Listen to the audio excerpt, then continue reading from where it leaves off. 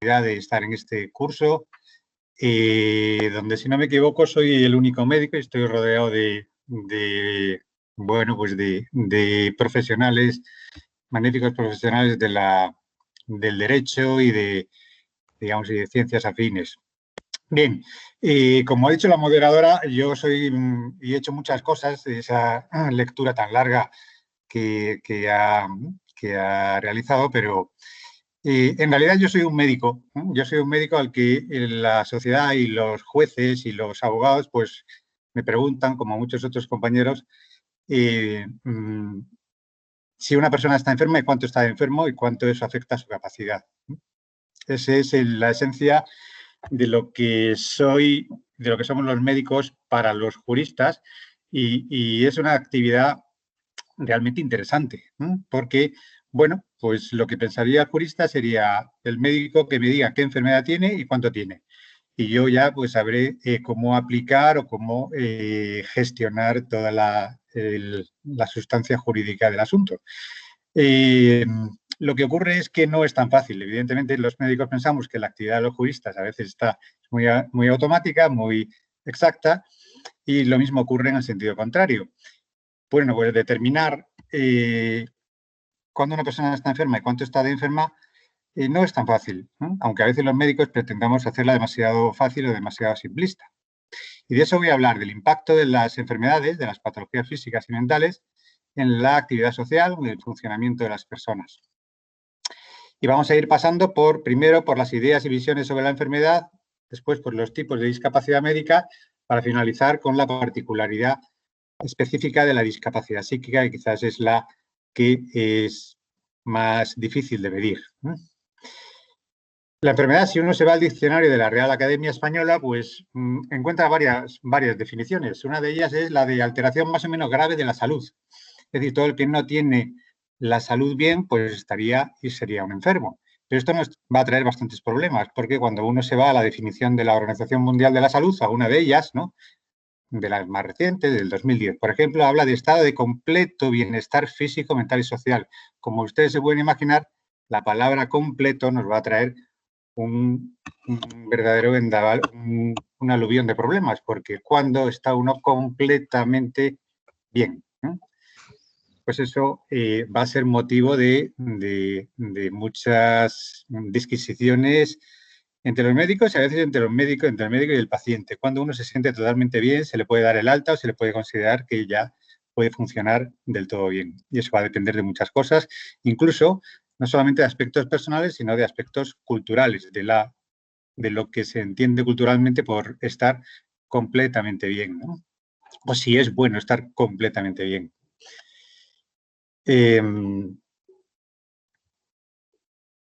Si nos vamos a definiciones más de tipo técnico, fisiológico, médico, la enfermedad sería una alteración o desviación del estado fisiológico en una o varias partes del cuerpo por causas en general conocidas, manifestada por síntomas y signos característicos y cuya evolución es más o menos previsible. Es decir, una alteración o desviación fisiológica. Bien, entonces uno ve esto es una columna vertebral con una escoliosis. Una escoliosis es una desviación de la columna vertebral. Si todos fuéramos a hacernos una radiografía, se calcula que aproximadamente entre un 20 y un 30% de las personas tendríamos una escoliosis y no nos habríamos dado cuenta nunca. Pero según esta definición tendríamos una enfermedad. Por lo general, bueno, pues a veces se descubre con el tiempo cuando uno pues, le está haciendo una exploración y le dice, anda, pues estás un poco torcido, ¿no? Dice, pues no me había dado cuenta, pero me ha ido muy bien hasta ahora. Yo he ligado mucho, está un poquito torcido, ¿no? Por lo general no pasa nada, pero si uno tiene un dolor o tiene una molestia o lleva tiempo ahí como que parece que me molesta algo, pues de pronto esta lesión se puede convertir en la explicación de todo, incluso de lo que no es explicación. Es decir, que es peligroso lo de ceñirnos solamente a la alteración fisiológica o a lo visible, a la lesión, para definir que alguien está enfermo, porque a veces no se ha dado cuenta. Hay otra definición en el diccionario de la Real Academia Española que dice, y que me ha parecido interesante para lo que estamos hablando, que habla de anormalidad dañosa en el funcionamiento de una institución o de una colectividad. Es decir, una colectividad, un país, una sociedad puede enfermar, pero bueno, si después de colectividad ponemos organismo, pues ya lo tenemos también para aplicado a la enfermedad. Y lo que me ha gustado particularmente es lo de anormalidad dañosa, ambos términos. Hay una anormalidad y esto produce un daño, se nota. Esto va a ser importante y más que importante, quizá lo más para la definición o para la determinación de la discapacidad o de la alteración funcional en la enfermedad. Por tanto, en medicina, las clasificaciones internacionales de enfermedades están yendo hacia esto, hacia la conjunción de dos puntos, ¿no?, básicos. Uno, el de la alteración de los mecanismos de funcionamiento fisiológicos y psicológicos.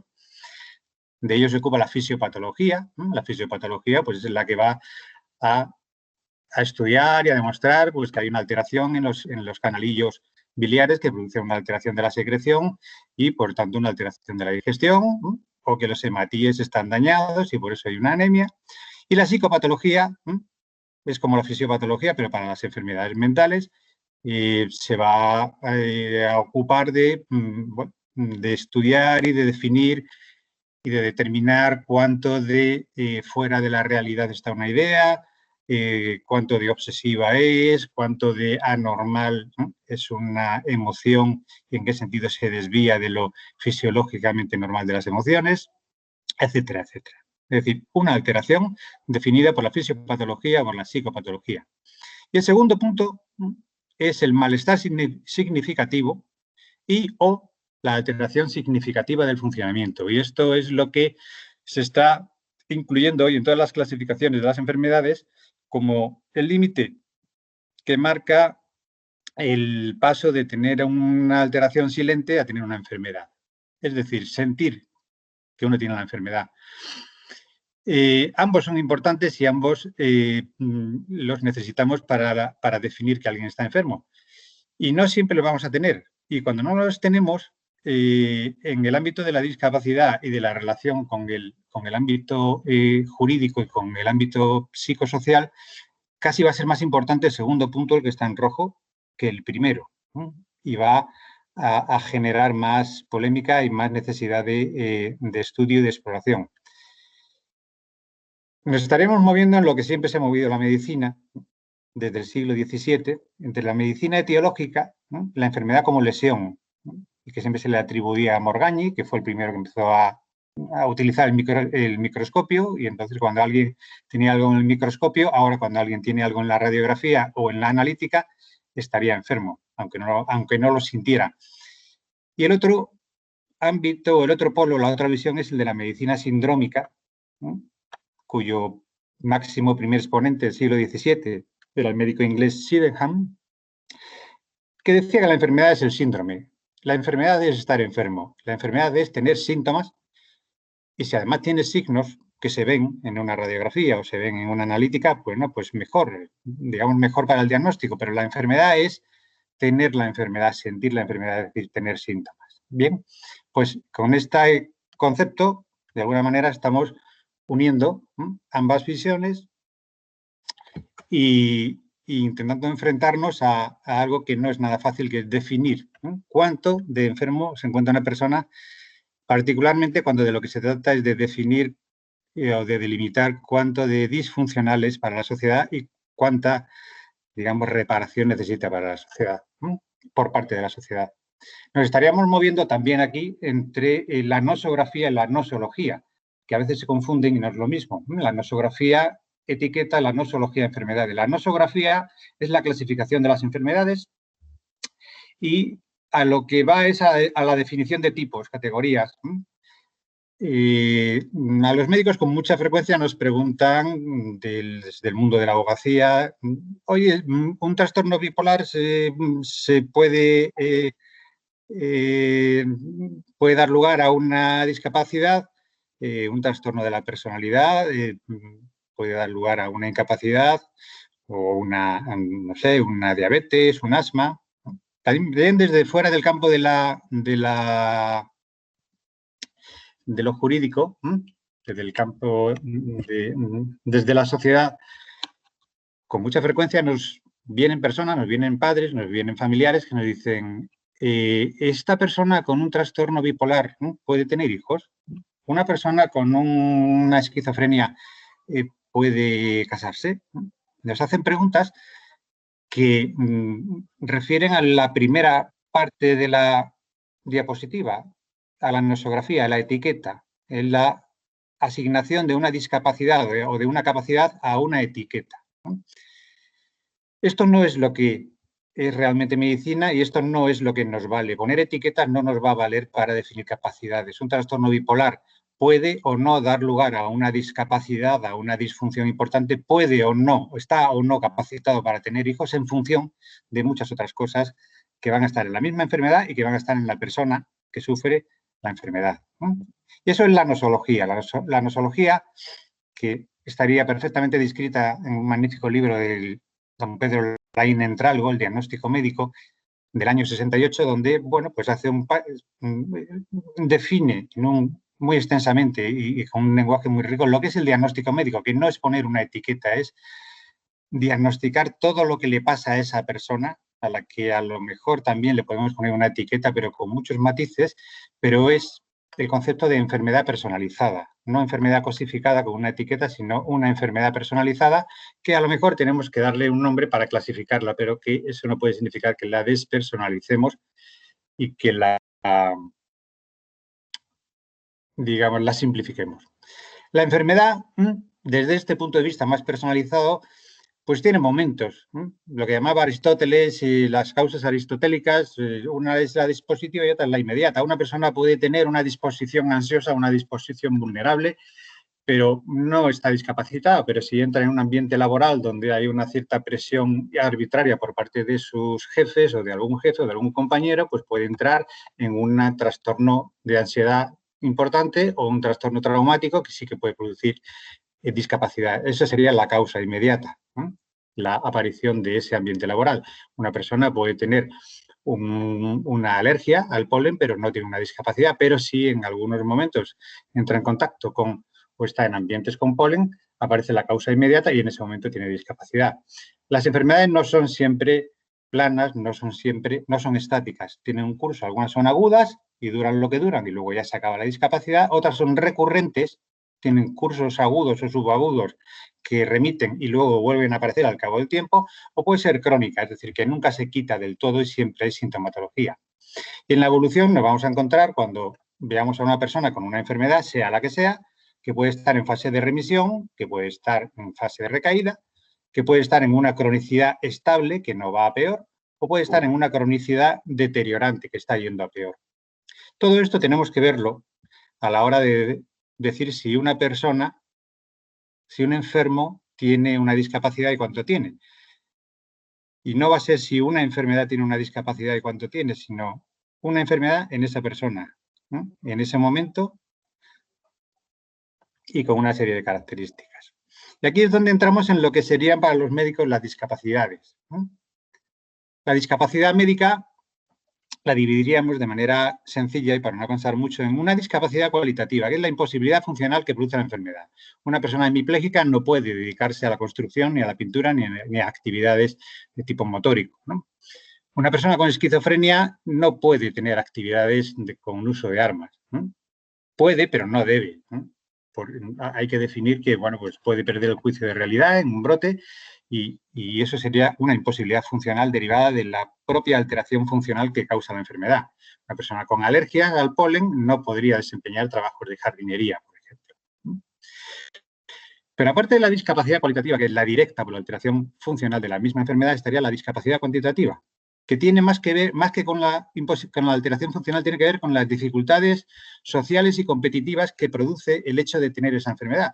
Por ejemplo, una persona con depresión puede ser el mejor médico del mundo, puede ser un magnífico médico, incluso puede ser, el tener una depresión le puede valer mucho para ser un buen médico frente al paciente. Sin embargo, va a tener dificultades a la hora de hacer oposiciones, va a tener más bajas laborales y a lo mejor eso le va a impedir competir en las mismas condiciones. Y mientras estudia medicina también puede tener más dificultades. Es decir, que ahí hay una discapacidad, pero no para ser médico, buen médico, sino para llegar a competir en igualdad de condiciones con los demás.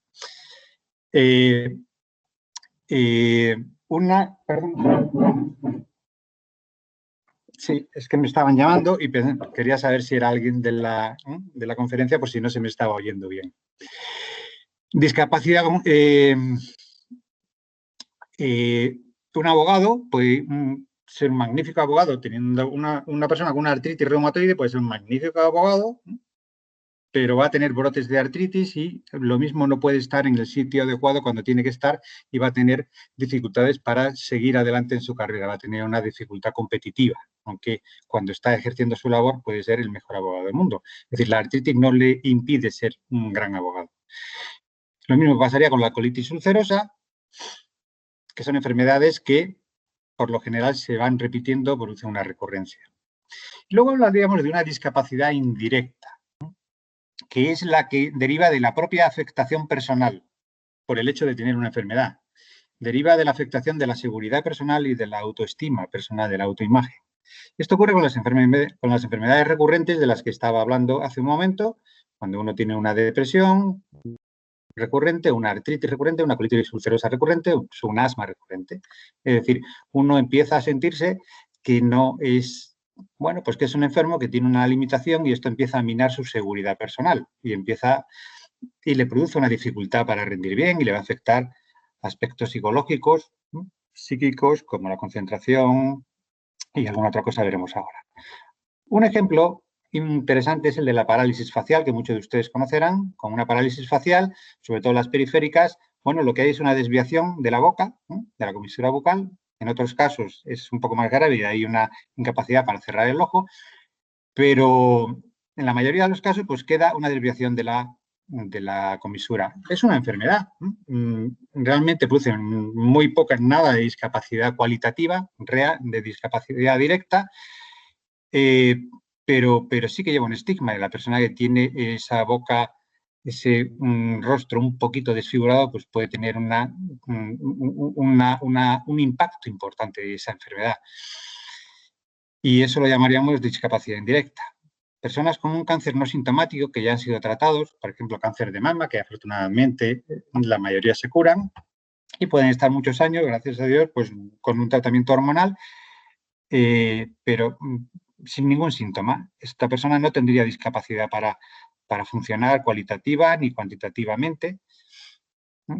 Una persona con una mamectomía, también derivada de un cáncer de mama, podría funcionar cualitativa o cuantitativamente, sin embargo, puede, y muchas veces, de hecho, tiene una afectación personal en su seguridad, en su autoestima, por el hecho de haber tenido un cáncer y estar en tratamiento hormonal o por el hecho de haber tenido una mamectomía. Y eso también los médicos tenemos que incluirlo en el fenómeno de la discapacidad. Y finalmente estaría la discapacidad subjetiva, la puramente subjetiva, que es la más difícil de definir, que es la de aquellas enfermedades como la fibromialgia, el síndrome de fatiga crónica, que no se conoce una causa, una lesión, que son muy difíciles de medir y que la discapacidad depende del grado de dolor o de cansancio que el paciente refiere, y no se puede medir. Y hay que, bueno, pues valorar mucho cuánto es digamos, la fiabilidad del grado de dolor o de cansancio que el paciente nos refiere. No tenemos instrumentos objetivos suficientes como para valorarlo. Lo mismo pasa con el dolor lumbar, que es uno de los más frecuentes y que muchas veces no se encuentra la lesión, pero el paciente le duele y tiene dificultades. Lo mismo pasa con los acúfenos, por ejemplo. Muchas personas, un 20-30% de las personas tienen acúfenos y algunos, bueno, yo tengo acúfenos, entre ellos, ¿no? Algunas, bueno, pues siguen funcionando normalmente, no normalmente, pero bueno, sin discapacidad, y otros no pueden soportarlo, ¿no? Y tienen que tener una discapacidad y colocar el límite, la separación entre cuándo sí y cuándo no, pues es un hecho realmente subjetivo, clínico, pero subjetivo por parte del médico en relación con el paciente, en un encuentro con la persona del paciente y con todo lo que hay rodeando esos acúfenos, ese dolor lumbar, esa fibromialgia, ¿no? Todo lo que hay personalmente, familiarmente, históricamente. Lo mismo pasa con los trastornos psicosomáticos, por ejemplo, el trastorno por dolor somatomorfo. Para finalizar, brevemente, hago un breve recorrido de la discapacidad en las enfermedades mentales, que no deja de ser una discapacidad médica, como el resto de las enfermedades médicas, pero con algunas particularidades. La principal, que en la mayor parte de los casos no tenemos diagnóstico etiológico. Es difícil agarrarse a un signo porque todavía no tenemos signos consistentes que utilizar para para confirmar el diagnóstico, pero sí tenemos signos exploratorios. En el modelo clásico era más fácil. El modelo clásico de la discapacidad o de la capacidad laboral o jurídica, ¿no?, de los trastornos mentales, había una discapacidad cognitiva y una discapacidad volitiva. En la discapacidad cognitiva nos centramos en la alteración del juicio de la realidad, ¿no? Si ve lo que ve, si ve la realidad o está viendo o está interpretando otra cosa. Y aquí tenemos las esquizofrenias en fase activa, las demencias o las intoxicaciones, o la alteración del discernimiento, ¿no?, de entre el bien y el mal, lo bueno, lo malo, el grado de bondad o el grado de maldad de una acción. Y aquí, bueno, pues podíamos referirnos o introducir al retraso mental, a las demencias y a la esquizofrenia residual o algún otro síndrome psicótico.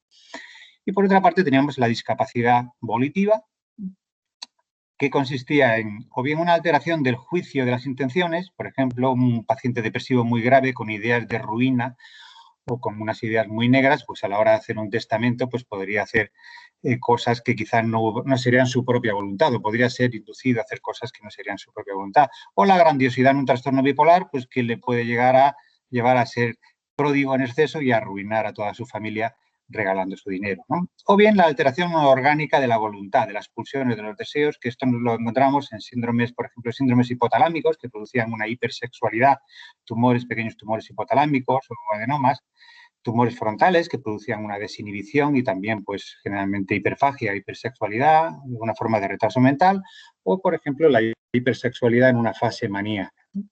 Bien, pues esto era una discapacidad de tipo prácticamente orgánico y que llevaba a una incapacidad para la volición y a generalmente a una eximente en el caso de que hubiera habido alguna comisión de falta de delito.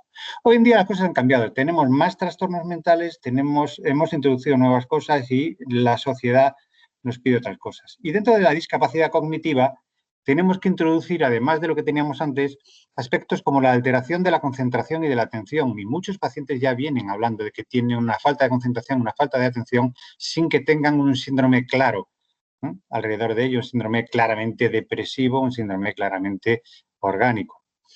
Tenemos que introducir también aspectos como la sugestión o la disociación, no ya la psicosis, que era la alteración del juicio de la realidad, sino personas que no tienen alteración del juicio de la realidad, pero que en algún momento han actuado de una manera disociada, sugestionada, como si hubieran estado hipnotizadas por alguien o por una parte de dentro de sí, pero que no son psicóticos, ¿no? Y entrarían dentro del ámbito de lo no psicótico, pero hay que meterlo dentro de la discapacidad cognitiva. Dentro de la discapacidad volitiva tenemos que introducir fenómenos que ocurren con mucha frecuencia, que se nos presentan con mucha frecuencia en la consulta, que con mucha frecuencia ya se nos pide opinión pericial y forense acerca de ello, como son las dificultades para el control de los impulsos, donde está el manejo de la ira, la agresividad impulsiva o el consumo impulsivo de drogas, ¿no?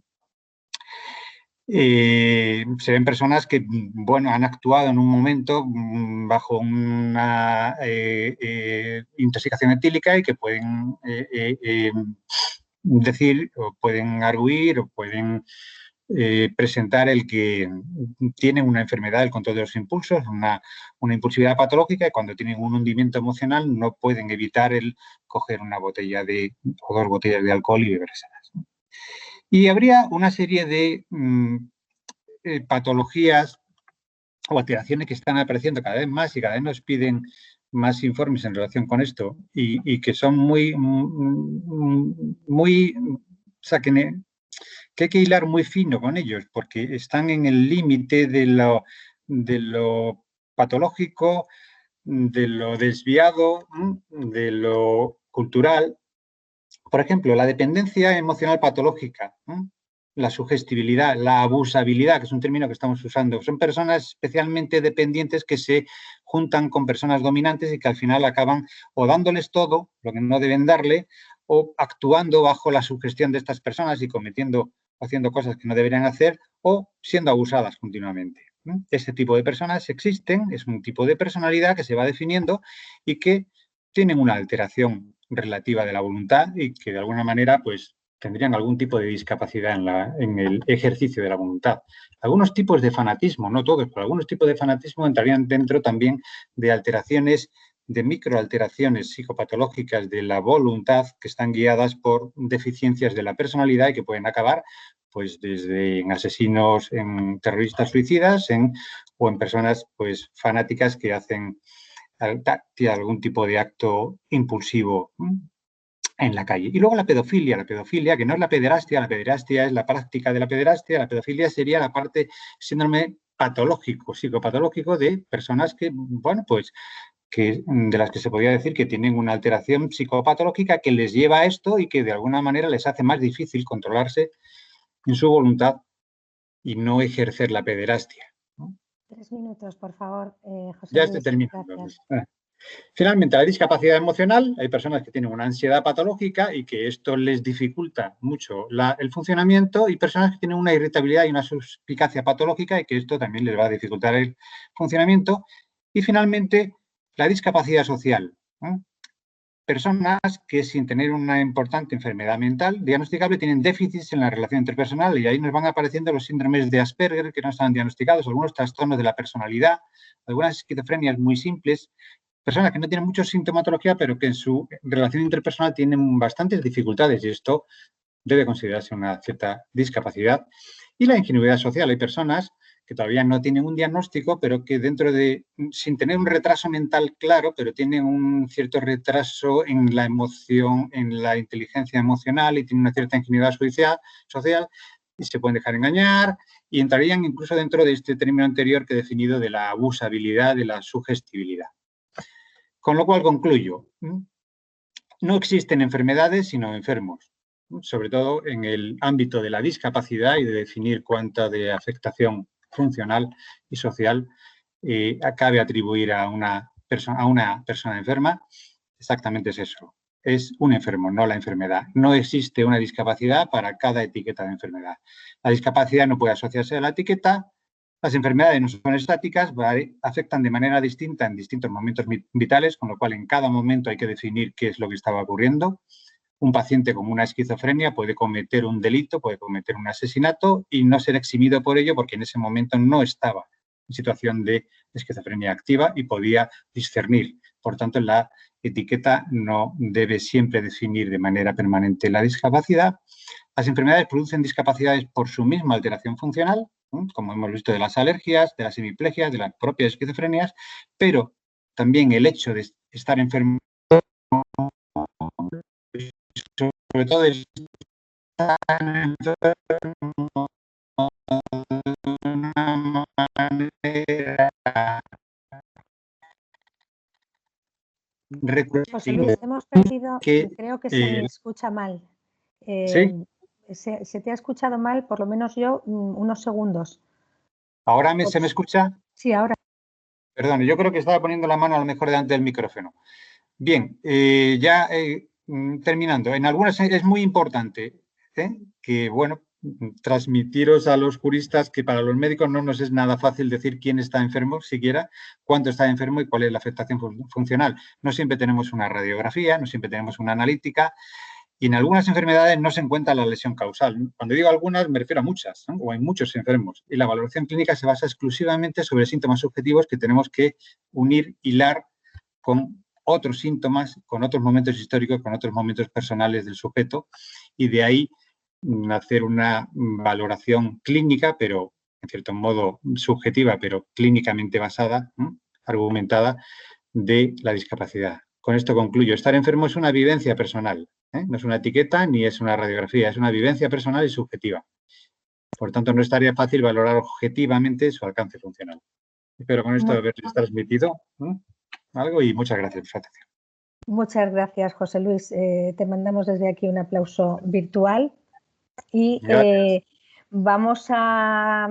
deja de compartir pantalla, por favor, y vamos a convocarte para el coloquio al final del bloque, porque aunque habíamos dicho lo contrario al principio, lo cierto es que el siguiente ponente tiene el tiempo medido para incorporarse a otro compromiso y tiene que comenzar su participación. ¿De acuerdo, José Luis? Perfecto. Gracias, muchísimas gracias y pasamos al siguiente ponente. Por favor, dale a dejar de compartir pantalla, José Luis. ¿Lo he hecho ya o no? Creía que lo había hecho. Cuadradito con la flecha. Cuadradito con pantalla compartida, escritorio. Ahí, en el cuadradito con la flecha le das y dejas de compartir. Muy bien, muchas Perfecto. gracias. Pues sin más dilación procedemos a escuchar a Federico de Montalvo, presidente del Comité de Bioética y miembro del Comité de Bioética de la UNESCO, profesor de Derecho Constitucional. Cuando quieras, Federico. Vale, se ve